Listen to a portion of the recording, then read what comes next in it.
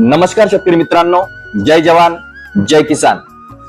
डाळिंब उत्पादक शेतकऱ्यांनो, सध्या आपल्या नाशिक जिल्ह्यामध्ये साधारण 8 दिवसापासून कंटिन्यू पाऊस चालू आहे। कुठल्याही प्रकारे स्प्रे मारण्यासाठी चान्स तिथे भेटत नाहीये। तर माझं शेतकरी मित्रांना एक विनंती राहील की तुम्ही जे ट्रॅक्टरवर स्प्रे करत असाल ते तुम्ही ट्रॅक्टर बांधावर लावणे आणि आपण एसटीपी पंपाची जी नळी आहे ती त्याला जॉईंट करून आणि हाताने स्प्रे काढणं हे गरजेचं राहील। ते केव्हा, आता बघा दुपार नंतर थोडंसं वातावरण मोकळं होतं आणि साधारण 2-3 तास सापडेल या हिशोबात कॉन्टॅक्ट बुरशीनाशक किंवा कॉन्टॅक्ट फंगीसाइड जे असतील ते तुम्हाला त्या जागेवर मारणं गरजेचं राहील। दुसरी गोष्ट, व्यापाऱ्यांनी सध्या स्टेटस सुद्धा लावलेले आहेत आणि काही जणांचं म्हणणं आहे की डाळिंबाचे खूप रेट पडलेले आहेत। तसं काही नाही।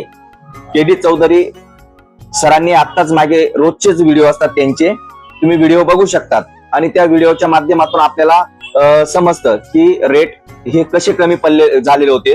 की जे तेलाचे माल होते ते जास्त मार्केटमध्ये होते, जो पाण्याने कुजवा आलेला होता, जे पाण्यामुळे नुकसान झालेले होते हे माल मार्केटमध्ये जास्त होते। परंतु सध्याची परिस्थिती कुठल्याही प्रकारे रेट कमी आहेत अशी दाखवत नाहीये। मित्रांनो, कोणीही न घाबरता, कुठल्याही अफवांना बळी न पडता, होतो पावसामुळे 100% 10-5 रुपयाचा 20 रुपयाचा फरक पडतो, परंतु खूपच रेट कमी झालेत असा विषय नाहीये। तुम्ही विचार करून कुठल्याही प्रकारची घाई करू नका। ज्यांचे माल टिकणारे असतील त्यांनी थोडस लेट विक्री करा, घाई करू नका। रेट पडलेत म्हणून पटापट काढून सर्व जणांनी एकत्र आणू नका, याच्यामुळे आपल्या शेतकऱ्यांचं नुकसान होऊ शकतो।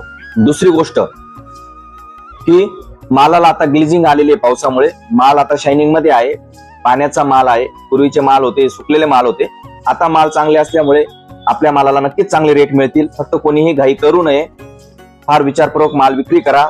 दुसरी गोष्ट की आता पाऊस उघडल्यानंतर जो येणारा माल राहील आपला, त्या मालावर जर आपण योग्य ते बुरशीनाशक वापरून योग्य ते लक्ष ठेवून मालाची जर काळजी घेतली तर पूर्वीसारखेच रेट आपल्याला भेटतील। सर्वांनी काळजी घ्या। धन्यवाद। जय जवान जय किसान।